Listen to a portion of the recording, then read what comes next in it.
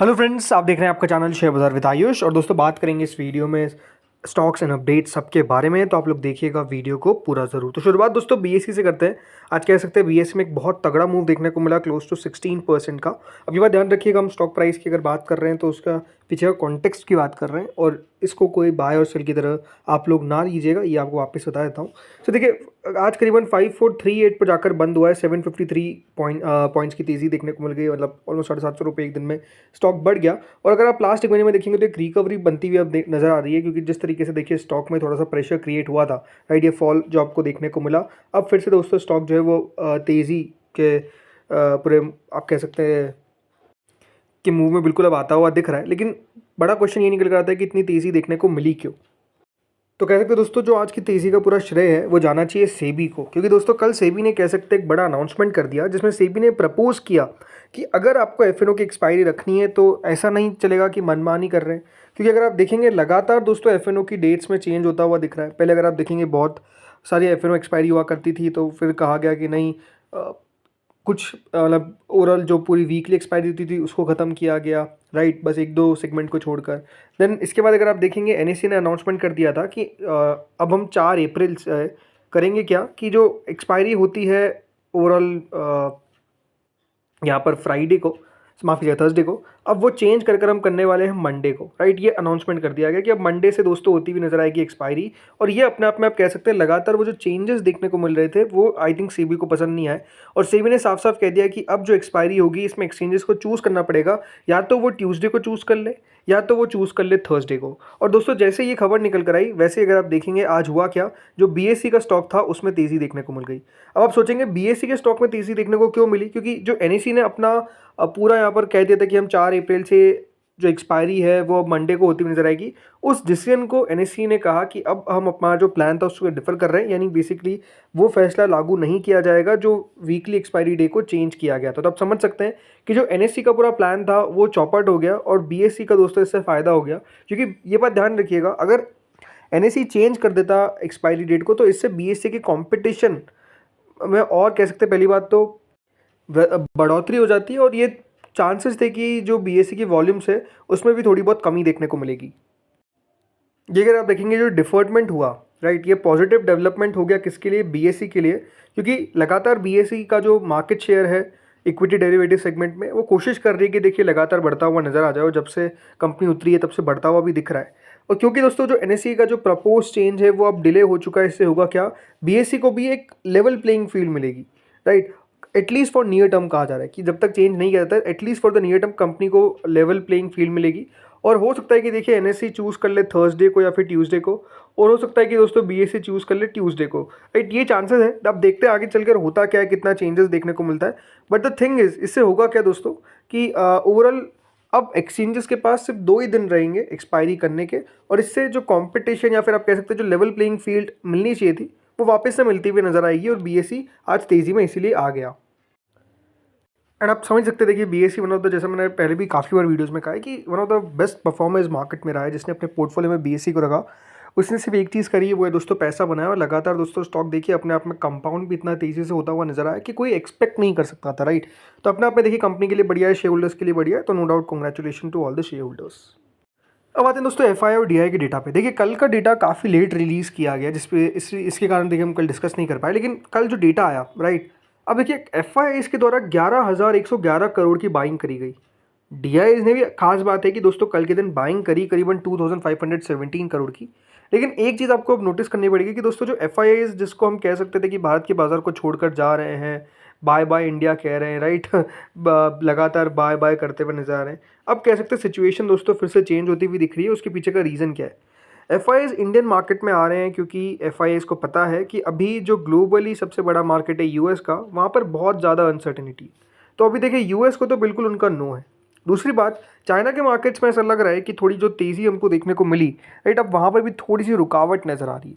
और क्योंकि देखिए इंडियन मार्केट्स में ऑलरेडी आप देखिए करेक्शन काफ़ी हो चुका है, इसीलिए इंडियन मार्केट्स में वैल्यूएशंस का भी कंफर्ट है। इसलिए दोस्तों अब एफआईआईज फिर से घूम फिर कर यहाँ पर आते हुए दिख रहे हैं।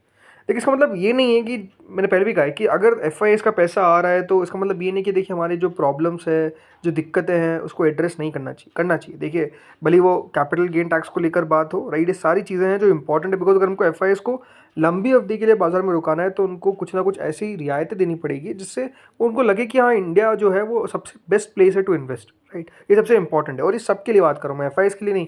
हम रिटेल इन्वेस्टर्स को भी मौका मिलना चाहिए और रिटेल इन्वेस्टर्स को भी फ़ायदा मिलना चाहिए, वो देखने वाली बात है। लेकिन हाँ, क्वेश्चन ये हो सकता है कि आपका कि एफआईआईज़ की बाइंग आई, उसके बावजूद भी आज तो निफ्टी गिर गया, 0.31% के आसपास ही गिरावट देखने को मिल गई। और इस पूरे हफ्ते के अंदर अगर आप निफ्टी को देखेंगे तो एफआईआईज़ की बाइंग ऑलमोस्ट हर दिन आई, पर उसके बावजूद भी दोस्तों जो मार्केट्स है कुछ खास नहीं कर पाए। मार्केट्स सिर्फ 21 पॉइंट दोस्तों चलते हुए नजर आए, तो इसके पीछे का एक रीज़न हो सकता है।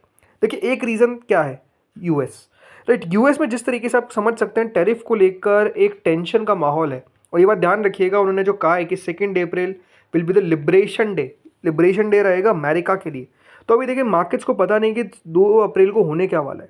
2 अप्रैल को अगर दोस्तों चीज़ें कह सकते हैं ख़राब होती हुई दिखती है, बिकॉज 2 अप्रैल एक ऐसा तारीख हो चुका है जो आप कह सकते हैं बिल्कुल अब टाइम बॉम्ब की तरह है। सब लोग वेट कर रहे हैं कि उस दिन होगा क्या, क्योंकि जो रेसिप्रोकल टैरिफ की बात है वो किस हिसाब से इकोनॉमीज़ को डैमेज करेंगे, ये अपने आप में एक सवाल है। और ये बात ध्यान रखिएगा, अमेरिका अगर रेसिप्रोकल टैरिफ लगाता है तो ये बिल्कुल भी मत मानिए कि दूसरे कंट्रीज चुप बैठेगी, नहीं। अगर रेसिप्रोकल टैरिफ लगते हैं तो हो सकता है कि देखिए बाकी कंट्रीज सेम चीज़ें करने लग जाए। वैसे तो आप कह सकते हैं कि रेसिप्रोकल का मतलब ये है कि अगर कोई 10% लगाया तो अमेरिका भी 10% लगाएगा, तो फिर वो कंट्री रिटेलिएट क्या करेगी। लेकिन हमेशा आपको समझना पड़ेगा, देखिए इकोनॉमीज़ पे अगर टैरिफ लगेंगे तो इम्पैक्ट आता हुआ दिखेगा, राइट। इम्पैक्ट कैसा आएगा, इम्पैक्ट आएगा नेगेटिव। वहाँ पर इकोनॉमीज़ के लिए ये प्रॉब्लम हो जाएगी। जैसे कि देखिए कल हम बात कर रहे थे जापान के बारे में, ऑटो पर टैरिफ का अनाउंसमेंट किया गया 25% का। तो देखिए जापान की इकोनॉमी में ऑटो एक बहुत बड़ा, याद रखिएगा, पॉइंट है जिससे वहाँ की इकोनॉमी इतनी बढ़िया करती है। तो वहाँ पर 25% टैरिफ का मतलब ये है कि देखिए प्राइजेस में शूटअप देखने को मिलेगा, राइट। प्राइजेस ऑटोमेटिकली देखिए बढ़ती हुई नज़र आ जाएगी। और इससे क्या हो सकता है कि देखिए जो ऑटो कंपनीज है उनकी सेल्स कम हो जाए। जो वहाँ की ऑटो कंपनीज हैं, यानी जो अमेरिका में दोस्तों प्रोडक्शन कर रही है, उनको फ़ायदा हो जाए। हो सकता है कि देखिए पूरा इंडस्ट्री को शिफ्ट करना पड़े फ्रॉम जो भी बाकी कंट्रीज़ है, और कहाँ पे शिफ्ट करना पड़े, यूएस के अंदर, राइट। तो इससे बाकी इकोनॉमीज पे खतरा आ जाएगा। जो प्रोडक्शन हो रहा है वो प्रोडक्शन नहीं हो पाएगा, राइट। ये अपने आप में देखिए एम्प्लॉयमेंट गंवा देंगे, इन्फ्लेशन बढ़ जाएगा। तो ये सारी चीज़ें अगर आप देखेंगे काफ़ी चिंताजनक है। और एक और कारण दोस्तों इस हफ्ते बाजार का हो सकता है कि उतना खास नहीं किया, वो दोस्तों फाइनेंशियल ईयर का एंड होना, राइट। आज क्या हो चुका है, आज दोस्तों फाइनेंशियल ईयर ओवरऑल आप कह सकते हैं बंद खत्म हो चुका है स्टॉक मार्केट के हिसाब से। वैसे 31 मार्च को खत्म होगा, बट ओवरऑल अब मार्केट्स खुलेंगे सीधा दोस्तों कब, 1 अप्रैल को। ये बात ध्यान रखिएगा, 31 को मार्केट का हॉलीडे है, उसके पीछे का रीज़न है ईद के कारण, राइट। तो मार्केट्स बंद रहेंगे एंड अब दोस्तों नया फाइनेंशियल ईयर स्टार्ट हो जाएगा 2026 का। होता क्या है दोस्तों, जब भी आखिरी हफ्ता आता है या फिर ये पूरा महीना ये चलता है मार्च का, तो इसमें देखिए काफ़ी लोग अपना टैक्स लॉस हार्वेस्टिंग करते हैं, राइट। जिसमें लॉस हो रहा होता है उसको दोस्तों बेच देते हैं ताकि टैक्स में कमी आ जाए, राइट। ये सब चीज़ें करते हैं। तो ये भी एक कारण हो सकता है कि देखिए जो डोमेस्टिकली इन्वेस्टर्स हैं उन्होंने अपना थोड़ा सा मुनाफा यहाँ पर, मुनाफा नहीं कहूँगा लेकिन हाँ लॉस बुक किया हो, राइट। ताकि तो वो भी एक रीज़न हो सकता है कि देखिए यहाँ पर एफआईआईज़ ने भी बाइंग करने यहाँ पर लौट गए, ये भी कारण हो सकता है। अब कारण देखिए गिनाने में बहुत से निकल जाते हैं, बट हाँ मेजर तो अगर आप मुझसे पूछेंगे तो यूएस का ही रीज़न है, बिकॉज एक अनसर्टेनिटी क्रिएट करी हुई है पूरे वर्ल्ड पे। इसका दोस्तों आज थाईलैंड का स्टॉक एक्सचेंज सस्पेंड करना पड़ा आफ्टर म्यांमार अर्थक्वेक। जी हाँ, आज कह सकते हैं थाईलैंड के अंदर एक बहुत बड़ा, थाईलैंड म्यांमार में देखिए काफ़ी बड़ा अर्थक्वेक आया, ऑलमोस्ट 7 से ज़्यादा का वहाँ पे रेटिंग की गई। अब देखिए किस तरीके से बिल्डिंग का हाल हो गया वहाँ पे, राइट। तो अपने आप में कह सकते हैं कि जिस तरीके से आज थाईलैंड और म्यांमार में अर्थक्वेक आता हुआ देखने को मिला, इसीलिए दोस्तों वहाँ के जो स्टॉक मार्केट में ट्रेडिंग हो रही थी उसको सस्पेंड करना पड़ गया और मार्केट बंद ही कर दिया गया, ये आप समझ सकते हैं। क्योंकि आज कह सकते हैं कि जो अर्थक्वेक आया उसके कारण जो स्टॉक एक्सचेंज था उसको भी सस्पेंशन करना पड़ा ऑल ट्रेडिंग एक्टिविटीज़ का, बिकॉज इस तरीके का दोस्तों कह सकते हैं आज भूकंप आता हुआ देखने को मिला है। और अपने आप में जैसे मैंने कहा बहुत हैवी ट्रेमर्स फील होते हुए नज़र आए हैं।